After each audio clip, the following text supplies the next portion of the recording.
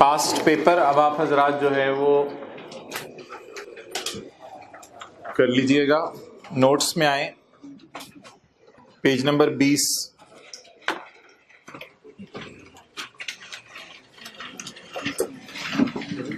Question 29 कर लीजिएगा। Question 27 कर लीजिएगा।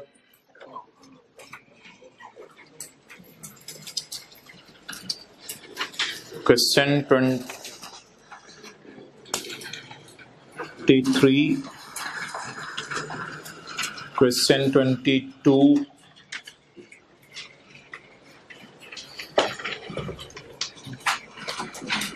क्वेश्चन 19 ये करवाया था कल।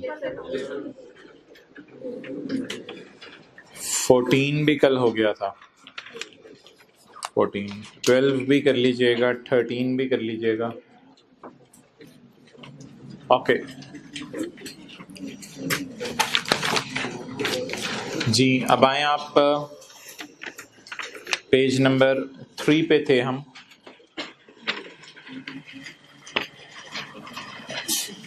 Page number 3।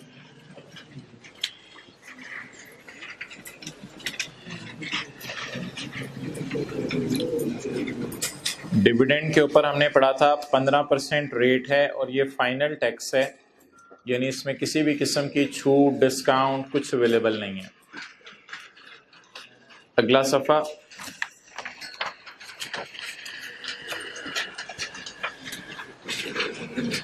इसमें हमने पढ़ा था कि नॉन रेजिडेंट को अगर टेक्निकल सर्विस के पैसे दें तो 15% टैक्स लगेगा।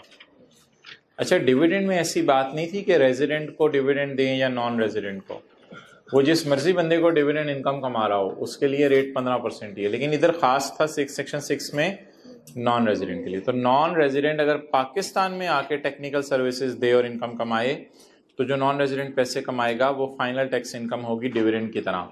डिविडेंड वाले को भी खर्चे माइनस करने की इजाज़त नहीं है, और नॉन रेजिडेंट अगर फी फॉर टेक्निकल सर्विस कमा रहा हो उसको भी खर्चे माइनस करने की इजाज़त नहीं है। ओके, पेज 4 के एंड पे पॉइंट एफ था, ये नहीं पढ़ाया था कल, इसको काट दें, ये अब लॉ का पार्ट नहीं रहा। पॉइंट एफ क्रॉस कर दें सारा। हाँ, नीचे एक लाइन लिखी हुई थी, tax deducted on dividend is commonly known as non adjustable.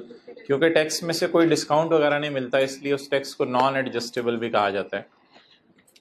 तो बहरहाल डिविडेंड की ये खासियत थी, इसे किसी हेड ऑफ इनकम में नहीं डालते, इसमें से ज़कात माइनस नहीं करते, इसमें से कोई लॉसेस माइनस नहीं करते, इसमें से डिस्काउंट माइनस नहीं होता, इसमें कोई पुराने साल का लॉस माइनस नहीं होता, और इस पे टैक्स जमा कराना आपकी जिम्मेदारी नहीं है अगर कंपनी ने इस पे टैक्स काट के जमा करवा दिया है आपके बिहाफ के ऊपर। ओके, पेज 3 पे आए।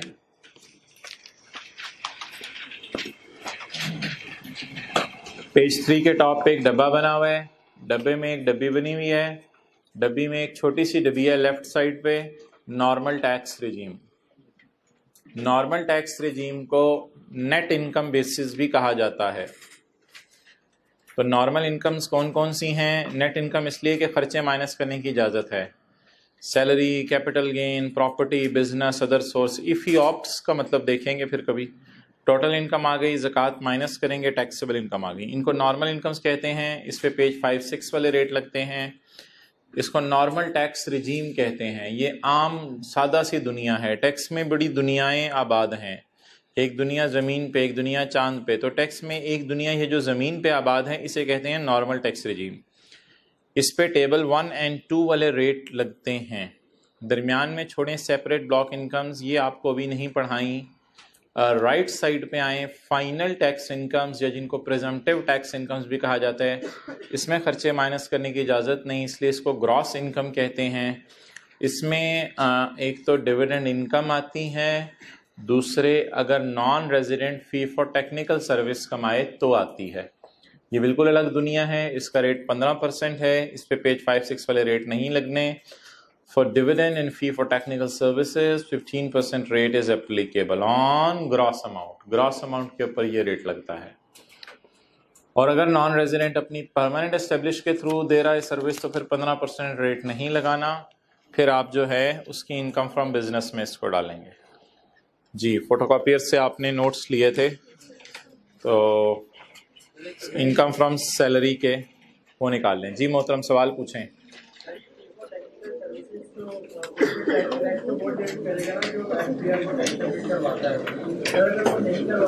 फिर वो उसको गवर्नमेंट पकड़ेगी क्यों नहीं किया। भाई सैलरी के चैप्टर के ना 2 सफ़े उनका प्रिंट ला के दे दो, पहले 2 सफ़े। कितने बच्चों ने फोटोकॉपियर से नहीं सफ़े लिए हुए, ज़रा हाथ खड़ा कर दें। 40 कॉपी 35-40 कॉपीज करा लो, पहले 2 सफ़ों की। हाँ, ये असल में हमारे सिलेबस में नहीं है। सेक्शन 152 में लिखा हुआ है किस किस की जिम्मेदारी है टैक्स काटने की, हमारे सिलेबस में नहीं है। Okay, page 1 income from salary का chapter, lecture 8 definitions, section 2 employ, नौकर। नौकर means any individual engaged in नौकरी। एम्प्लॉयर जिसको मास्टर भी कहते हैं, एम्प्लॉय तो सर्वेंट है, master. Employer means any person जो नौकरी पे रखे और फिर तनख्वाह दे एम्प्लॉय को। सैलरी के चैप्टर तो साथ साथ करने ना आज से, पता नहीं। Employment, employment includes directorship. ऐसा डायरेक्टर जो सुबह से शाम तक आके बैठे उसको एम्प्लॉय डायरेक्टर कहा जाता है। आमतौर पे डायरेक्टर तो मीटिंग्स के लिए आते हैं, लेकिन ये डायरेक्टर सुबह से शाम तक बैठता है तो इसको फिर डायरेक्टरशिप, डायरेक्टर जहाज कह दिया जाता है क्योंकि ये एम्प्लॉय डायरेक्टर है। इंक्लूड्स डायरेक्टरशिप और other office involve in the management of company, या उससे मिलती जुलती किसी भी बंदे की पोस्ट हो, जैसे सीईओ होता है या और लोग होते हैं, उनको भी एम्प्लॉय ही कहा जाता है। अदर ऑफिस से मुराद अदर पोस्ट, ऑफिस से मुराद यहाँ दफ्तर नहीं है, और other post involve in the management of company. A position which gives the employee a fixed or ascertainable remuneration। Fixed salary तो जैसे सिक्योरिटी गार्ड को मिल जाती है, और एसर्टेनेबल रिम्यूनरेशन ये होती है कि सेल्स करने के लिए एम्प्लॉयज हमने रखे होते हैं, तो सेल्स वो करते हैं तो उनको सेल्स की परसेंटेज मिलती है कमीशन के तौर पे। तो वो तनख्वाह फिक्स्ड नहीं होती, वो सेल्स कमीशन एसर्टेनेबल होता है, मालूम करने के काबिल होता है। फिर साल के एंड पे सेल पूरी आ जाती है तो उसका कमीशन मालूम कर लिया जाता है। बहरहाल उसको भी जो तनख्वाह दी जा रही है वो सैलरी ही होगी। और द होल्डिंग और acting in any public office, public office है MNAs MPs, तो ये भी जो काम कर रहे हैं इनको भी गवर्नमेंट का एम्प्लॉय कहा जाएगा। आपने नहीं आवाज मारनी है, एम्प्लॉय MNA इधर आ, तो इसको गवर्नमेंट का एम्प्लॉय कहा जाएगा। और साथ वाले को मत नोट्स दिखाएं, वो तो पक्का हो जाएगा, कल भी नहीं लाएगा। 1-2 दिन आपने उसको दिखाया, उसने पक्के हो जाना है, उससे नोट्स ना शेयर करें प्लीज। आप तो उस पर रहम नहीं कर रहे। सैलरी सेक्शन 12 डब्बे के नीचे सैलरी। भाई आप रोजाना लेट आते हैं मोहतरम? क्या क्या किधर से? नहीं तो वो क्लास खत्म होने की टाइमिंग क्या है? 12:10। तो पानी बोतल हाथ में पकड़ी हुई है, बोतल वाली पानी पीने में कितना टाइम? तो एक आप जो है 19 लीटर की साथ पकड़ लो, वो हर जगह रख लिया करो जी। अब खड़े रहो एंड पे, खड़े एंड पे। जितनी देर लेट आए हो उतनी देर खड़े रहोगे जी, 15 मिनट खड़े रहो। Okay, salary section 12। Any salary received by an employee shall be chargeable under the head income from business। Salary, salary section received के लफ्ज को अंडरलाइन ना करें, हुआ हुआ है। ओके, ये 2010 से ये 2011 है।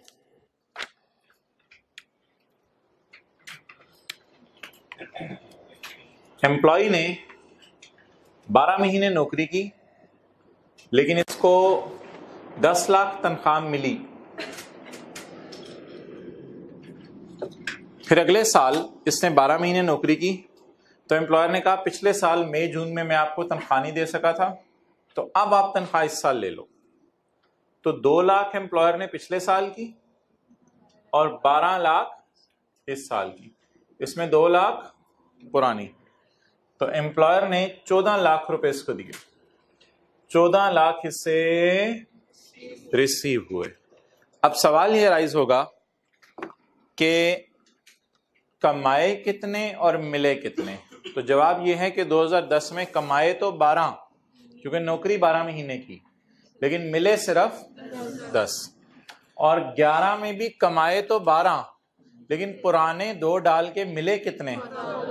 तो सैलरी में ये रूल है कि salary will be taxed on received base, इसलिए 12-12 लाख को आपने इनकम में नहीं डालना, बल्कि जो मिले उसको इनकम में डालना है। इसलिए इसने यहां लफ्ज लिखा हुआ है रिसीव्ड, यानी salary received by an employ.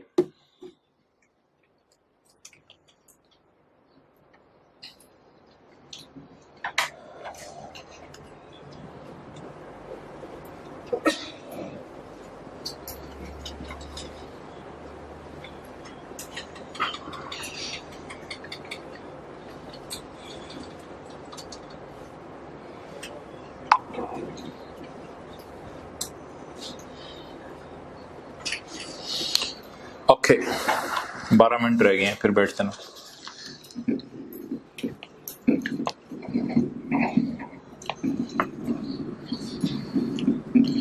जी सफ़े का एंड।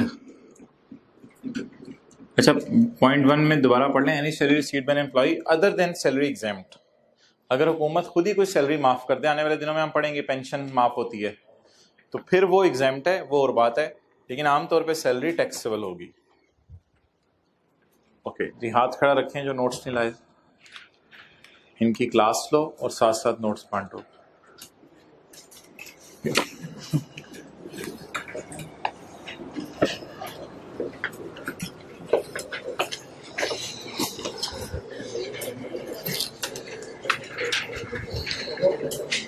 साथ साथ याद कैसे करेंगे, मार या प्यार? मार वाले हाथ खड़ा करें, मार।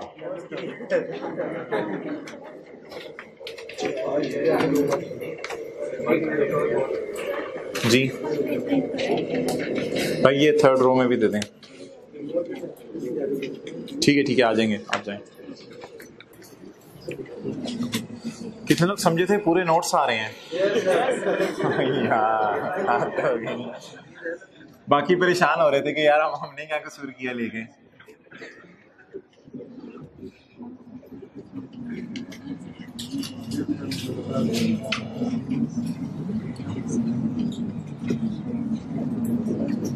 जी, एक साहब की तनख्वाह है महीने की 50,000 रुपया। अगर सेशन एंड तक लेट नहीं होगे तो आके बैठ जाओ, सोच के बैठना। ये देख लें इसकी शक्ल सारे। ओके, बैग उठा लो, थोड़ी बस हिली वो गिर जाएगा। अच्छा, सैलरी है एक साहब की 50,000, होगी, बात कर ली, पढ़ा लो। अब इन साहब को कैश रिसीव हुआ 50,000, 50,000 कैश रिसीव हुआ, तो समझा जाएगा रिसीव हो गया 50,000। बड़ी बात की सर आपने। अच्छा, ऐसा भी हो सकता है कि एम्प्लॉयर एम्प्लॉय को कहे कि पुत्र मुझे पता है घर 50,000 जाएंगे तो क्या होगा, इम्प्लाइड है, तो मुझे पता है घर 50,000 जाएंगे तो क्या होगा, तो ऐसा कर कि 2,000 रुपया मेरे पास ही जमा करवा दे, तुम्हारे बेहाफ पे मैं साइड पे करके रख देता हूं तुम्हारे लिए, तुम्हारे बिहाफ पे मैं 2000 रुपया साइड पे करके रख देता हूं, और जब तुम रिटायर होगे तो ये 2-2 हजार जो हर महीने की तुम्हारी बचत है तो ये आसमानों पे पहुंची होगी। उस वक्त तुम आसमान पे जाने वाले होगे तो मैं तुम्हें दे दूंगा ये पैसे रिटायरमेंट के टाइम पे। तो एम्प्लॉय को गुस्सा चढ़ गया, तू सीरियस ही हो गया। अच्छा, तो अप्लाइड ऑन बिहाफ से कहते हैं प्रोविडेंट फंड का अरेंजमेंट। प्रोविडेंट फंड में होता ये है कि एम्प्लॉयर एम्प्लॉय के लिए कुछ पैसे उसकी तनख्वाह में से काट के अलग करके रखता रहता है ताकि एम्प्लॉय जब रिटायर हो रहा हो तो मरने से पहले एम्प्लॉय की ख्वाहिश होती है कि 60-70 साल की उम्र तक घर बना के मरूं। तो एम्प्लॉय ताकि घर बना के मरे, तो इस चक्कर में वो एम्प्लॉय के लिए 2-2 हजार 3-3 हजार अलग करके रखता रहता है। इससे एम्प्लॉय की सेविंग हो जाती है और रिटायरमेंट के टाइम पे वो खुश होता है कि मुझे इतने हैवी पैसे मिले। अब ऑब्वियसली वो तनख्वाह कम देगा, तनख्वाह मिसाल के तौर पे फिर वो दे देगा 48,000 अप्लाइड ऑन बिहाफ। ओके, अगला सिनेरियो क्या होगा? इधर आओ ना, सेकंड लास्ट रो में। अगला सिनेरियो ये भी हो सकता है, प्रोविडेंट फंड को आने वाले दिनों में डिटेल से पढ़ना है। Applied at instruction of employee, employer ने पैसे एम्प्लॉय की इंस्ट्रक्शन पे अलग करके रख दिए। एम्प्लॉयर ने एम्प्लॉय से बात की कि भाई तुम दफ्तर के टाइम में बच्चे के स्कूल की फीस जमा कराने जाते हो, तो एम्प्लॉय ने कहा आप फिर ऐसा करें, ऑफिस बॉय को भेज दिया करें, वो मेरे बच्चे की स्कूल की फीस जमा कराया करे। तो मेरा बेटा जो है फलां स्कूल में पढ़ता है, तो आप ऐसा करें उसकी फीस जरा जमा करवा दिया करें। अच्छा, उसकी फीस जमा करवा दिया करें। तो एम्प्लॉयर कहेगा ठीक है, फिर तुम्हें मैं तनख्वाह 48,000 नहीं दूंगा, 3,000 और तुम्हारे काट लेता हूं, तुम्हें तनख्वाह कैश में कितनी दूंगा? 45,000। और ये जो 3,000 है तुम्हारे बच्चे की स्कूल फीस मेरी तरफ से नहीं, उसकी तनख्वाह में से पैसे काट रहा है। तो ये 3,000 रुपया फीस जो है वो काट के एम्प्लॉय की इंस्ट्रक्शन पर एम्प्लॉय के बच्चे के स्कूल में जमा करा दी जाएगी। May be school fees of Munna. तो इसको कहते हैं applied at instruction, applied under law. Employee जल्दी दफ्तर आ रहा था, रास्ते में इशारे का खंभा भी तोड़ाया। अब पुलिस वाले इसके पीछे तो एम्प्लॉय ने कहा मैं तो नहीं पैसे दूंगा, जो मर्जी करने कर लो। तो पुलिस वालों ने एम्प्लॉयर को कहा तुम पैसे दो। तो एम्प्लॉयर ने जो है वो 500 रुपए काट के बाकी पैसे दे दिए। कितने पड़े हुए थे इधर? अच्छा जी, तो 44,000 कर लेना, 44,000। तो 44,000 एम्प्लॉय को दे देगा और 1,000 एम्प्लॉय के पैसे, एम्प्लॉय के अपने पैसे हैं ये 50 सारे, एम्प्लॉय के पैसे जमा करवा देगा लॉ के तहत, applied under law.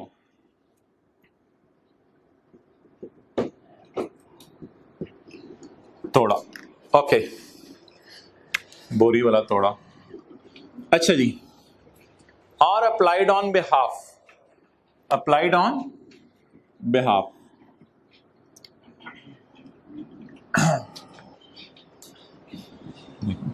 Applied on behalf का मतलब है कि एम्प्लॉयर एम्प्लॉय को कहता है कि भाई ये 6,000 रुपए का पुराना सा एसी है, मैं बेचने लगा हूं, अगर तुमने घर लेके जाना है तो घर ले जाओ। तो लेकिन तुम्हारी तनख्वाह में से 6,000 में काट लेता हूं। तो सॉरी, अप्लाइड ऑन बिहाफ में लिखना था, यहां पे लिखना था मेड अवेलेबल। मेड अवेलेबल का मतलब है इन काइंड बेनिफिट दे दिया आपने, कैश नहीं दिया, इन। अब आ जाके एम्प्लॉय के पास आए कितने जेब में? अब सवाल ये है कि इस महीने की सैलरी इनकम कितनी है? जी, ये सैलरी इनकम है। एज्यूम किया जाएगा ये सारी अमाउंट्स एम्प्लॉय को क्या हो गई? रिसीव हो गई। तो सैलरी इसको रिसीव हुई है 50। एम्प्लॉय चीख रहा होगा, चिल्ला रहा होगा, शोर मचा रहा होगा, सड़क पे आ रहा होगा, खुदा के लिए मेरी सैलरी 38,000 है, मैं 50,000 पे टैक्स नहीं दूंगा, तो फिर एम्प्लॉयर आके पूछेगा या एफपीआर पूछेगा, भाई ये किसकी फीस है? ये मेरे मुन्ने। ये किसने सिग्नल तोड़ा? तूने तोड़ा। ये किसे पैसे मिलने हैं? तुझे पैसे मिलने हैं। ये एसी किसके घर गया? मेरे घर गया। तो इसलिए आज आके सैलरी उसने कमाई कितनी? 50,000। देखने में लेके कितनी गया? 38,000। चलें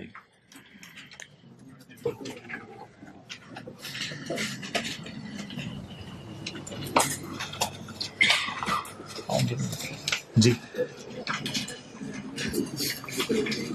ऊंची बोली।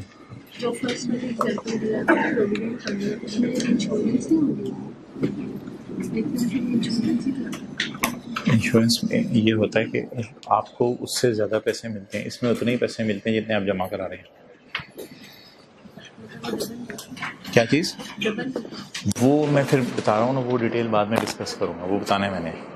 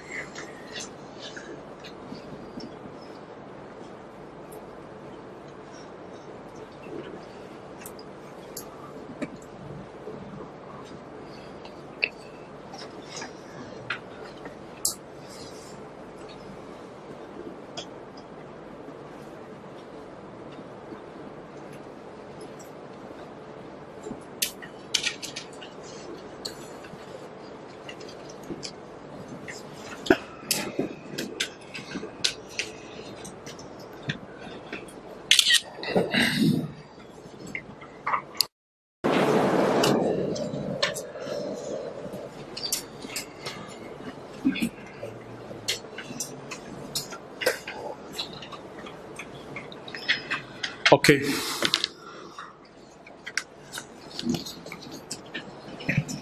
पढ़ें।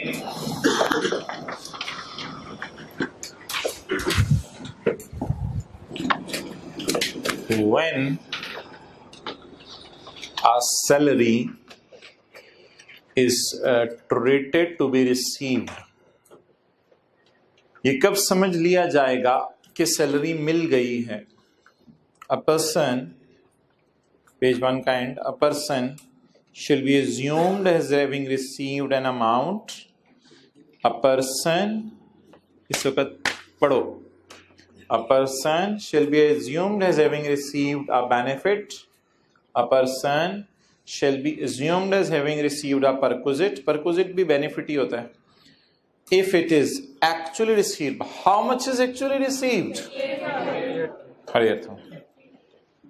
Actually वो फिर अम्ब्रेला में 50 आ जाएगा. If it is applied on behalf, उसके लिए क्या करके रख दी? अलग करके रख दी. Applied on.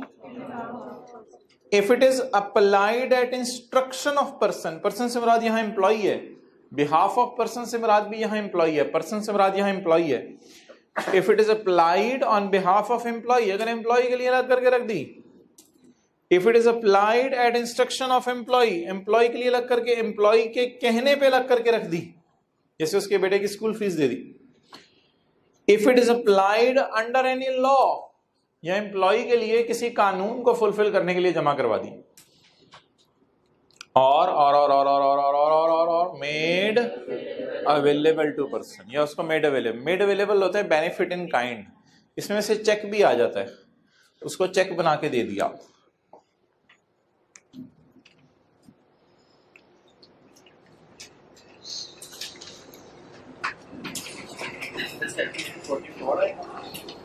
जी चेक बना के दे दिया, चेक कितने का हो सकता है, आप 30,000 का चेक बना के दे दें, 8,000 इस फॉर्म में पे कर दें कैश में। ओके, इसी सफ़े पे रहें, पेज 1। पेज 1 में सफ़े के दरमियान में एक बहुत बड़ा सा डब्बा बना हुआ है, इसमें आप जा सकते हैं। एग्जाम्पल 1 और एग्जाम्पल 2, ये 2 एग्जाम्पल्स आ रही हैं।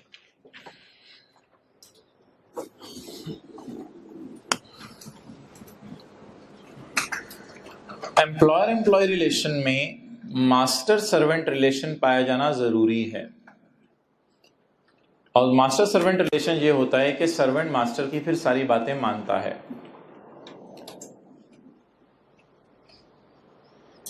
आईटी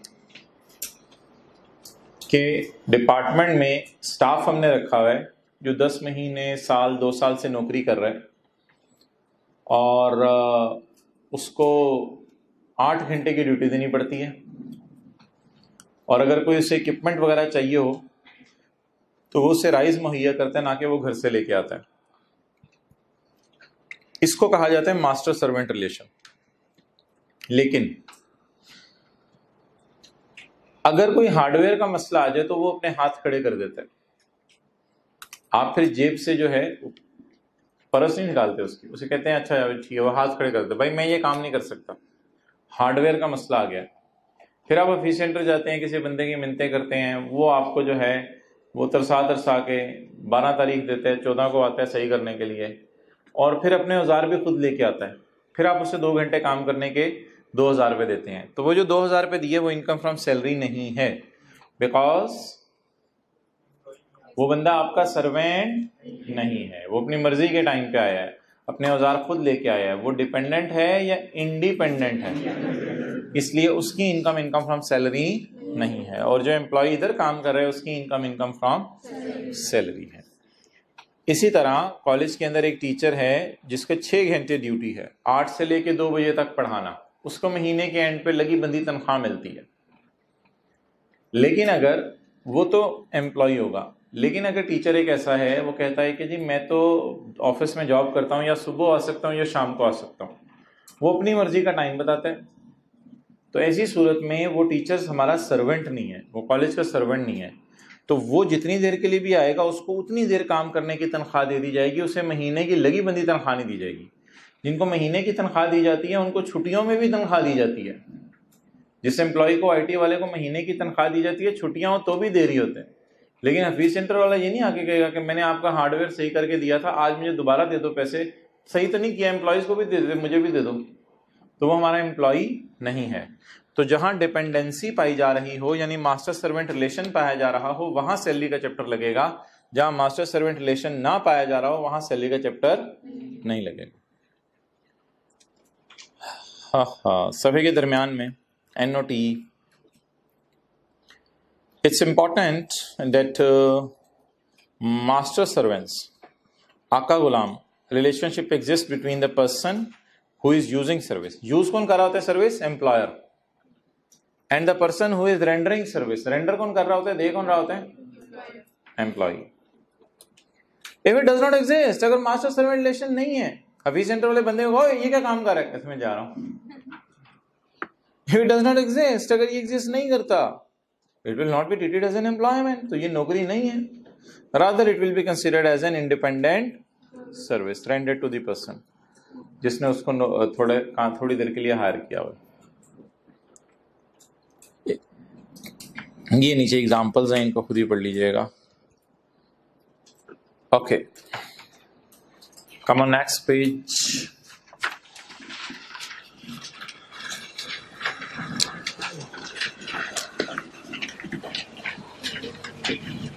साथ वाले के कान में बताएं, सैलरी तो मैं साथ साथ याद करूंगा। कान में आवाज आ रही थी मुझे, तुमने मुझे मजबूर करना है, रोजाना मेरे से सुनना है पिछले दिन वाला। पॉइंट 2, दोस्त अपना बदल लो। Point 2, salary received by an employee from an employment page 2.2 सफ़े के दरमियान, salary received by an employee from an employment whether of revenue और capital nature including. Revenue nature होती है मंथली सैलरी जो हर महीने मिलती है। कैपिटल नेचर की सैलरी होती है वन ऑफ। जैसे गवर्नमेंट कुछ लोगों को नौकरी से निकाले थे तो गोल्डन हैंडशेक के पैसे दिए थे कि अच्छे खासे पैसे लो और आप जाओ, बस घर बैठो, बहुत आपने हमारी नौकरी कर ली। Salary received by an employee whether of revenue, revenue होती है मंथली, हर महीने जैसे मिल रही होती है। जैसे फिक्स एसेट में होता था revenue expenditure, day to day खर्चे होते थे, और कैपिटल एक्सपेंडिचर होता था फिक्स एसेट बाय करना। तो रेवेन्यू एक्सपेंडिचर मंथली सैलरी, और रेवेन्यू नेचर की सैलरी मंथली सैलरी, और कैपिटल नेचर की golden handshake one of payment. Golden handshake retirement के टाइम पे एक ही दफा मिलती है। अच्छा, ये कुछ लफ्ज हैं, golden handshake, gratuity, provident fund, मैं यूज कर रहा हूं, ये अल्फाज आने वाले दिनों में तफसील से पढ़ने हैं। पॉइंट ए, एनी पे, ये भी सैलरी है। पे, वेजेस, वेजेस आमतौर पे लेबर को दी जाती हैं जो फैक्ट्री में काम कर रहे हो। और remuneration provided to employ including leave pay और payment in leave of leave. Leave pay, payment in leave of leave को कर लिखे अंडरलाइन करके। कुछ एम्प्लॉयज छुट्टियां नहीं करते, फिर ऑर्गेनाइजेशन उसको पैसे दे देती है कि आप इतने अच्छे बच्चे हो, छुट्टी नहीं करते, ऑर्गेनाइजेशन उसको पैसे दे देती है। Payment in lieu of leave, in place of leave.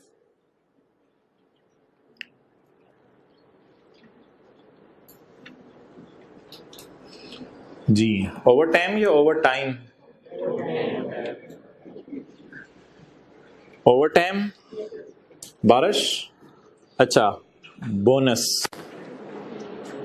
Surf Excel नहीं।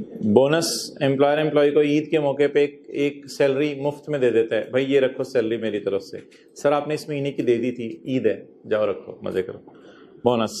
कमीशन, एम्प्लॉयर ने एम्प्लॉय को किसी काम पे कमीशन दे दिया, कोई फीस दे दी। ग्रेचुटी तो रिटायरमेंट के टाइम पे मिलती है। और work condition supplement such as for unpleasant or dangerous working condition, जाओ हम दवाइयां बना रहे हैं, शेर की मूंछ का बाल लेके आओ। एम्प्लॉय ने कहा मैं नहीं जाता, एम्प्लॉय ने कहा तू शेर है। एम्प्लॉय जज्बाती हो गया, बातों में आ गया, चला गया, एम्प्लॉय नहीं आया। अच्छा, तो अब कुछ फार्मास्यूटिकल इंडस्ट्री है, वहां पे दवाइयां बनती है, कुछ केमिकल धुआं उठता है, वो एम्प्लॉयज की सेहत के लिए नुकसानदेह होता है, उनके फेफड़ों पे असर डालता है, दिल पे असर डालता है, दिमाग पे असर डालता है। तो ऐसी जगह पे अगर आप नौकरी करें तो 20,000 तनख्वाह की बजाय 3-4 हज़ार ज्यादा मिलता है। ये किस चीज का मिलता है? Work condition supplement such as unpleasant और खतरनाक वर्किंग कंडीशंस। ठीक है, K2 से जाके जड़ी बूटी लेके आओ। तो ये सारा सैलरी का पार्ट है, ये सैलरी होगी। आपने ये नहीं कह देना ये मेरी अदर सोर्स इनकम लगी हुई है, ये भी सैलरी का पार्ट होगी। B, perquisites. परक्विजिट्स के लिए वेट करें, सेक्शन 13 हम पढ़ेंगे, सेक्शन 12 तो भी पढ़ रहे हैं हम, पिछले सफ़े पे सेक्शन 12 लिखा हुआ था, सेक्शन 12 तो अभी हम यकीन कर लें, सेक्शन 13 हम इंशाल्लाह पढ़ेंगे कुछ दिनों में। तो पॉइंट सी और डी कोशिश हमारा 1:25 तक ख़त्म हो जाए, आधे घंटे में। पॉइंट सी,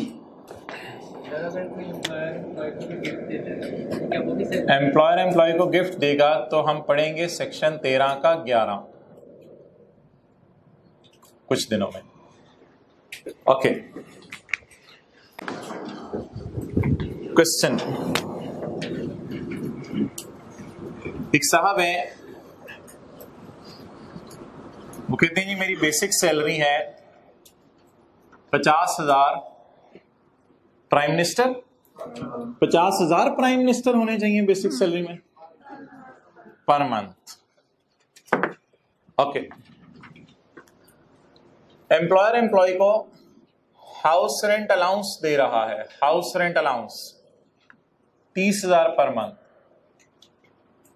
30,000 पर मंथ। ओके, इसकी तरह अटेंटिव होके क्लास किया करें। अच्छा, एम्प्लॉयर एम्प्लॉय को यूटिलिटीज अलाउंस दे रहा है, utilities allowance 25,000 per month. 25,000 per month. तो अब एम्प्लॉय को 80, 90, 100, 1,05,000 हर महीने मिलता है। लेकिन इसके साथ एम्प्लॉयर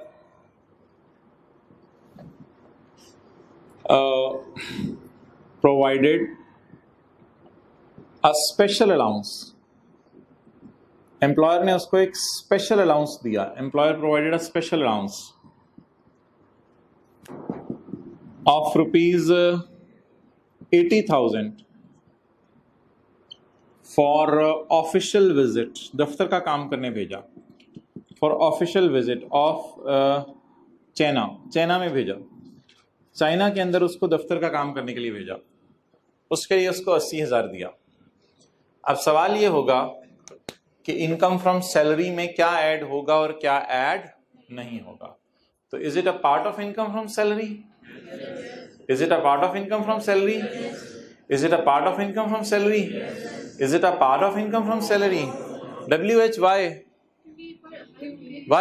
क्यों नहीं? हर महीने का इससे कोई ताल्लुक नहीं, बात तो कुछ और है। हर महीने वाली बात तो नहीं, ये तो हर महीने नहीं है। चले ठीक है, ये वन ऑफ पेमेंट है, लेकिन वजह क्या है? हाँ देखें, दफ्तर के काम के लिए किया ना। अब एम्प्लॉय को अगर 50,000 मिल रहा है तो वो खुश हो रहा है, घर लेके आ रहा है। 30,000 मिल रहा है तो वो भी घर वालों को लाके दे रहे हैं। 25,000 मिल रहा है तो वो भी घर वालों को लाके दे रहे हैं, उससे घर के खर्चे पूरे हो रहे हैं। लेकिन ये जो 80,000 दिया एम्प्लॉयर ने एम्प्लॉय को 12 बार दिया, और ये उधर से 12 बार एयर से हवा के जरिए चाइना चला गया। वहां पे उसने जो है वो आने जाने की टिकट, उधर रहा होगा, किसी होटल के अंदर खाना खाया होगा, ये सारा दफ्तर के काम में खर्च हो गया। जब ये सारा दफ्तर के काम में खर्च हो गया, ये मकसद ही किस लिए था कि इसको किस काम के लिए दिया जाता? तो इसलिए एम्प्लॉय को कोई फायदा नहीं हुआ। एम्प्लॉय सिर्फ शायद बाहर चाइना से ट्रेनिंग लेके आ गया, अब एम्प्लॉय अपने आप को ट्रेंड फील कर रहा है, बस ये फायदा हुआ है। लेकिन एज सच उसको और कोई फायदा नहीं हुआ कि उसके घर वालों को इससे फायदा हो रहा हो इस अमाउंट से। तो इसलिए मेरे भाई, अगर कोई एम्प्लॉयर एम्प्लॉय को अलाउंस दे किस मकसद के लिए, तो वो सैलरी इनकम में ऐड नहीं होगा। कुछ इस किस्म के न्यूमेरिकल आया करेंगे। Income from salary, basic salary 50,000 ज़रबे 12 multiplied by 12 कितना आ रहा है आजकल? कैलकुलेटर कुछ नहीं होता, सेल वीक नहीं हो जाएंगे। 6 लाख। हाउस रेंट अलाउंस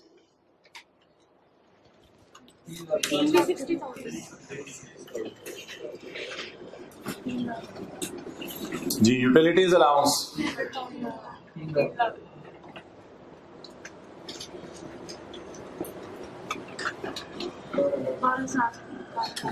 जी, स्पेशल अलाउंस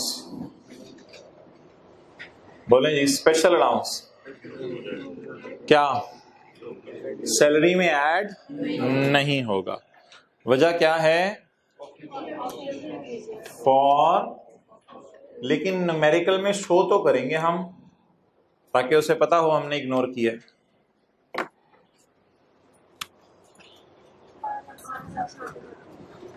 वन 12600000। चलें जी, NOTE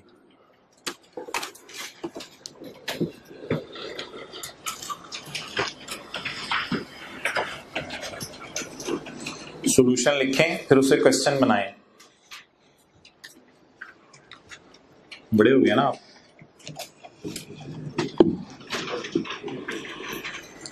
जल्दी करें, क्वेश्चन पहले लिख लें, सॉल्यूशन जल्दी करें।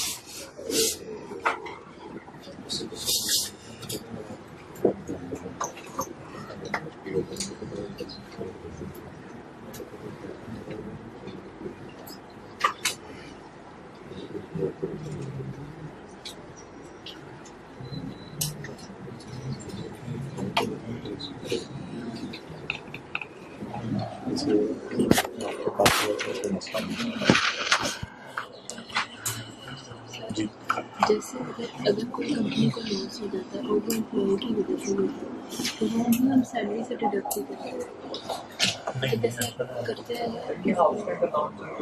एक मिनट जी, जो कंपनी डिडक्ट करते हैं जैसे एम्प्लॉय की वजह से ही होता है लॉस, तो फिर वो सैलरी से डिडक्ट डिडक्शन हमने करनी है अभी अभी अभी इसको छोड़ दें, कोई इतनी जरूरी चीज नहीं। जी भाई, स्पेशल अलाउंस असल में लफ्ज नहीं है जो मैंने लिखवाया यहाँ पे। असल लफ्ज पता है क्या, ये पैसे किस लिए दिए हैं कि वो दफ्तर का काम करके आए। तो अगर एम्प्लॉयर एम्प्लॉय को पैसे दे कि एम्प्लॉय क्या करके आए, दफ्तर का काम करके आए, तो ऐसी सूरत के अंदर वो पैसे एम्प्लॉय की सैलरी इनकम में ऐड नहीं होने।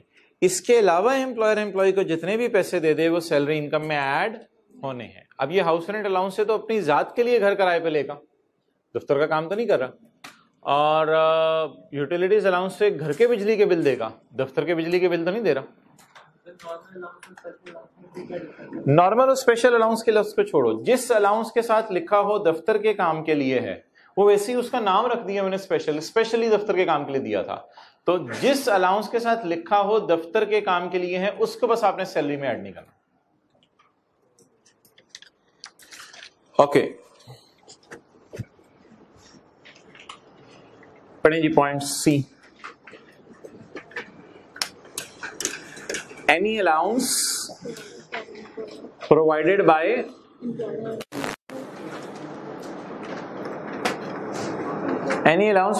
an employer including a cost of living allowance, COLA, cost of living allowance. Any allowance provided by an employer including cost of living allowance, मेरे लिविंग स्टैंडर्ड बेहतर हो जाए इसलिए मुझे अलाउंस दे दो। सब्सिस्टेंस, महंगाई का अलाउंस दे दो मुझे। रेंट, मेरे घर का अलाउंस दे दो मुझे। बिजली, एजुकेशन का अलाउंस दे दो, एंटरटेनमेंट का अलाउंस दे दो, ट्रैवलिंग का अलाउंस दे दो। किसी भी किस्म के अलाउंस जो एम्प्लॉयर एम्प्लॉय को दे रहे हैं सारे सैलरी में ऐड होंगे, हत्ता कि ट्रैवलिंग अलाउंस भी सैलरी में ऐड होगा। ट्रैवलिंग आपने ये नहीं कहना ऑफिशियली होती है, ट्रैवलिंग अलाउंस आमतौर पर इसलिए दिया जाता है घर आने जाने के लिए, ये भी सैलरी में ऐड होगा। एक्सक्लूडिंग, सिर्फ वो अलाउंस आपने सैलरी में ऐड नहीं करना, सोलली सिर्फ और सिर्फ जो खर्च किया। तो जिस अलाउंस के साथ ऑफिशियल ड्यूटी वाला लफ्ज नहीं लिखा होगा उस अलाउंस को आपने क्या कर दिया करना है, सैलरी में ऐड कर दिया करना है। बस ये सिंपल रूल है। अच्छा, पॉइंट सी में लेफ्ट साइड पे लिख लें allowances fixed cash. Allowances fixed cash, ये लगा बंधा कैश होता है जो एम्प्लॉयर एम्प्लॉय को देता है। और पॉइंट सी से ऊपर थोड़ी जगह है लेफ्ट साइड पे, वहां उर्दू में लिख लें अलाउंस देने के बाद एम्प्लॉयर एम्प्लॉय से ये नहीं पूछता एक्चुअल खर्चा कितना हुआ, क्योंकि ज्यादा लंबी बात नहीं है। अलाउंस देने के बाद एम्प्लॉयर एम्प्लॉय से ये नहीं पूछता कितना खर्चा हुआ। अलाउंस देने के बाद एम्प्लॉयर एम्प्लॉय से ये नहीं पूछता कितना खर्चा हुआ। ये एम्प्लॉयर की शान के खिलाफ हो जाएगा फिर कि उससे पूछे कितना खर्चा हुआ। अबू पॉकेट मनी अम्मी को देने के बाद ये नहीं पूछते कितना खर्चा हुआ, ये अबू की शान के खिलाफ हो जाएगा।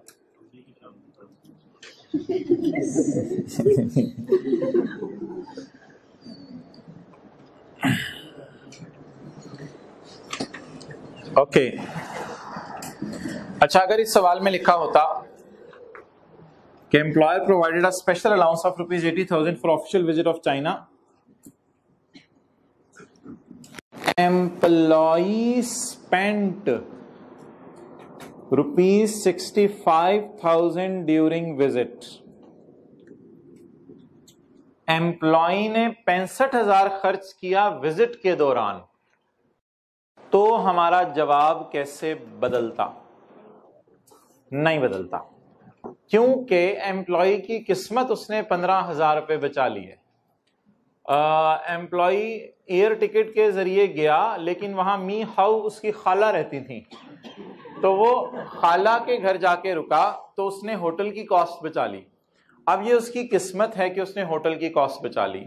नाश्ता भी वहीं से करता था, रात का खाना भी वहीं से खाता था, दोपहर को पानी पे गुजारा चलाता था। तो खर्चा बचा बचू के सिर्फ ये एयर टिकट, हवाई जहाज भी कोई अपना होता उसका वो भी उसने बचाना था, लेकिन सिर्फ इसको हवाई जहाज का खर्चा पड़ा। तो अगर एम्प्लॉई अलाउंस में से पैसे बचा आए तो एम्प्लॉयर उसको नहीं पूछता भाई खर्चा कितना हुआ है। अगर सवाल में बता भी दे तो आपने इग्नोर करना है, तो जवाब सेम रहता। यहां भी एम्प्लॉयर नहीं पूछता। अलाउंस की कैरेक्टरिस्टिक ही ये है, अलाउंस देने के बाद ऐसे ही एम्प्लॉयर एम्प्लॉय बैठे हो तो एम्प्लॉयर एम्प्लॉय से पूछ ले, हाँ भाई वो मैंने तुझे 30,000 दिया हुआ है, तूने कितने में घर किराए पे लिया हुआ है? तो एम्प्लॉय बता भी दे 28,000 रुपए वाले मैंने घर किराए पे दिया हुआ है, तो एम्प्लॉयर उससे 2,000 वापस नहीं मांगता। ठीक है, तो ये जो अलाउंसेस होते हैं इनको देने के बाद एम्प्लॉयर नहीं पूछता खर्चा कितना एक्चुअल कर रहे हैं।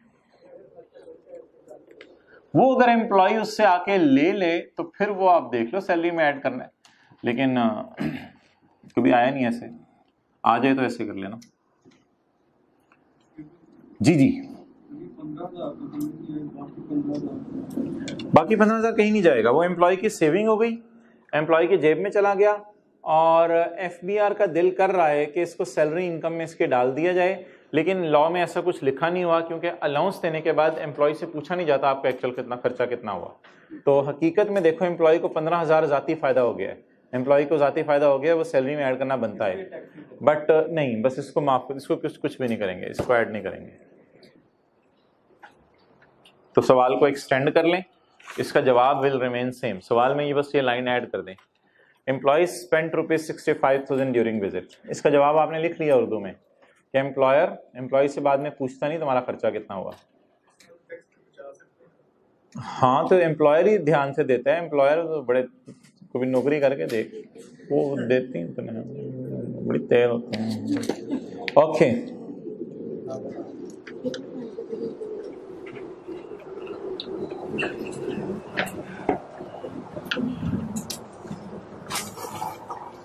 ओके, तो यहाँ पे एक पॉइंट आप और डाल लेंगे, इधर कुछ जगह बन जाएगी। चलिए सवाल नया बना लेते हैं। क्वेश्चन 2, एक एम्प्लॉय की बेसिक सैलरी है 70,000 prime minister per month, house rent allowance है 40,000 पर मंथ,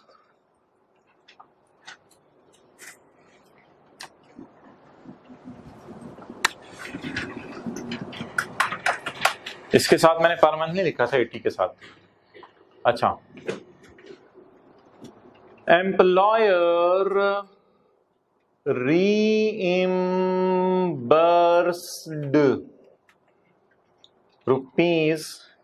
₹60,000 to employee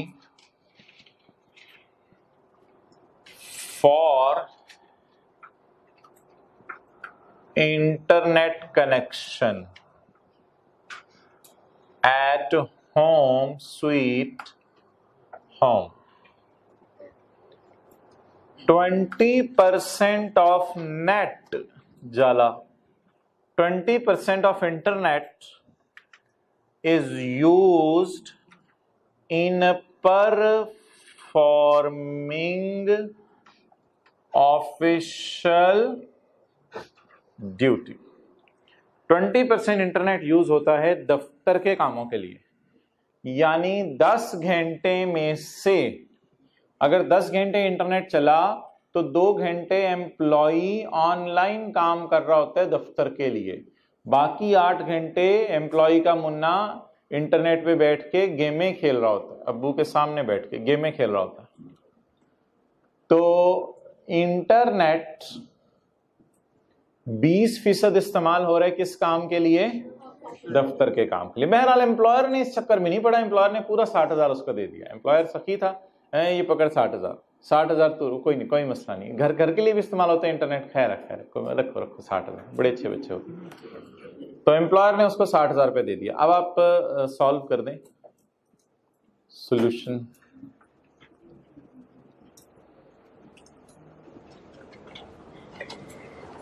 जल्दी लिखें, सवाल याद नहीं करना होता। सैलरी का चैप्टर मजे के चैप्टर 4 जो याद कर लिया वो मजे का है, जो ना याद किया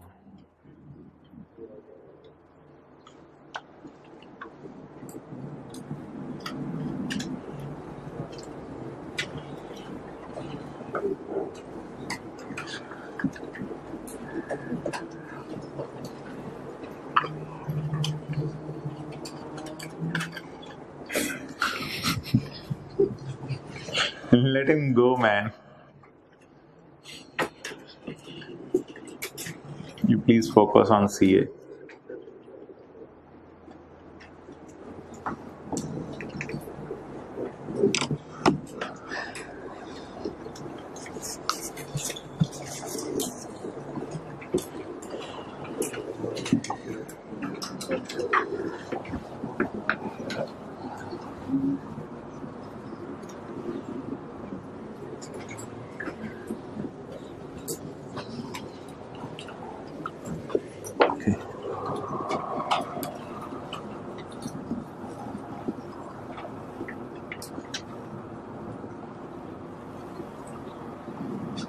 भाई व्हाइट बोर्ड यहां से लेके वहां तक पूरा नजर आ रहा है?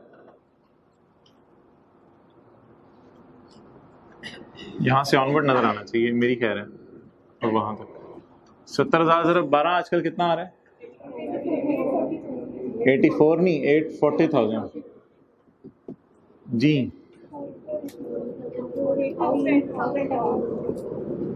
जी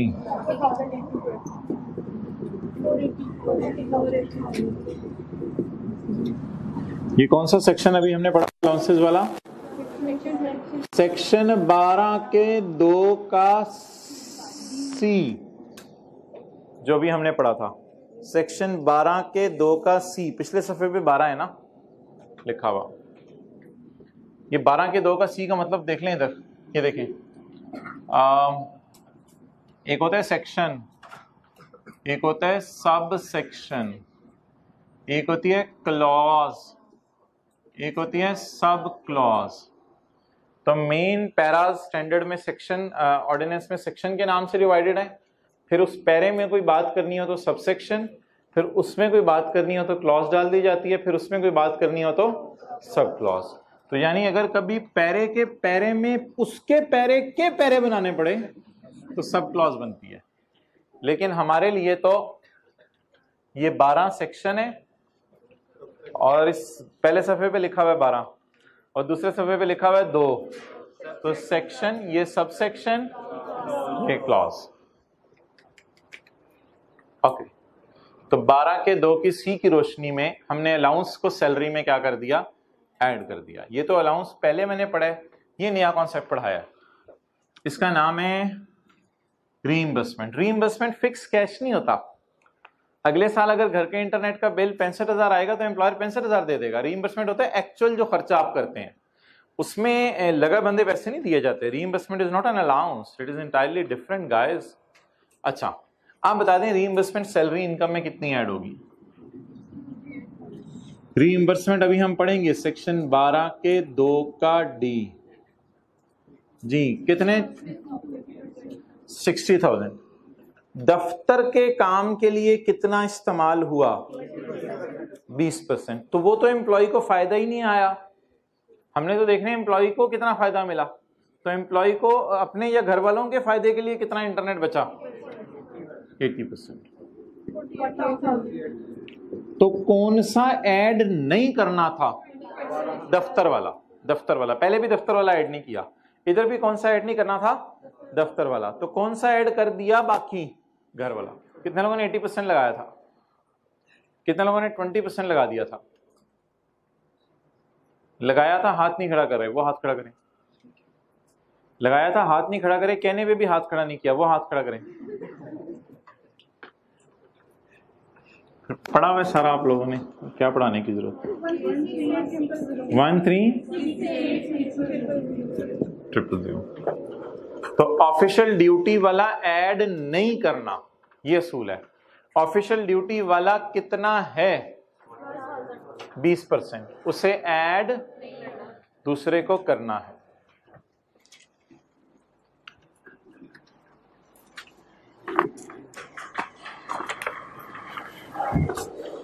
अलाउंस और रीइंबर्समेंट में फर्क है।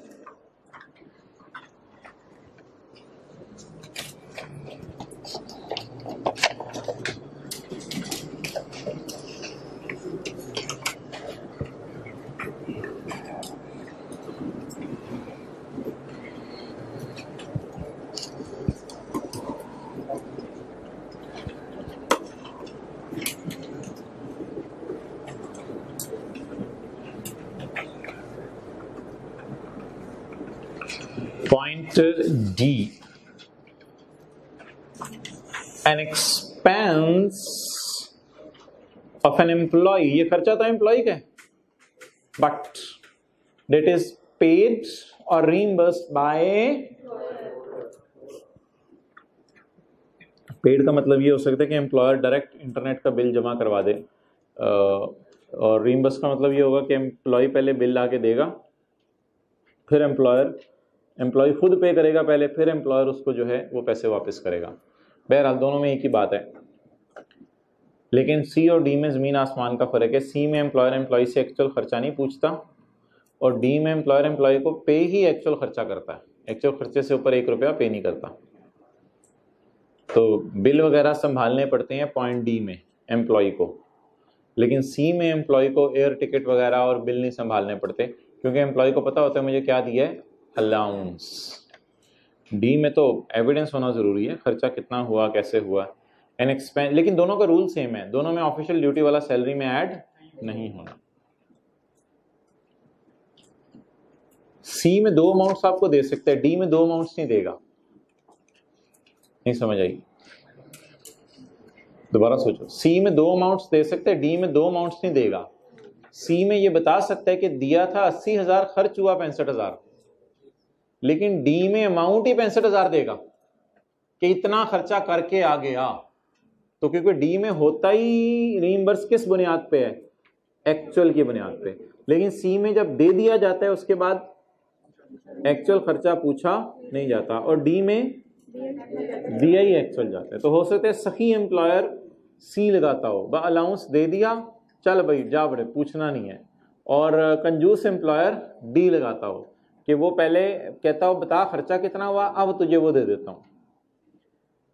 An expense of an employee that is paid or reimbursed by employer other than reimbursement for performing, अगर आपको पैसे रीइंबर्स किए दफ्तर के काम के तो वो सैलरी में ऐड नहीं होंगे।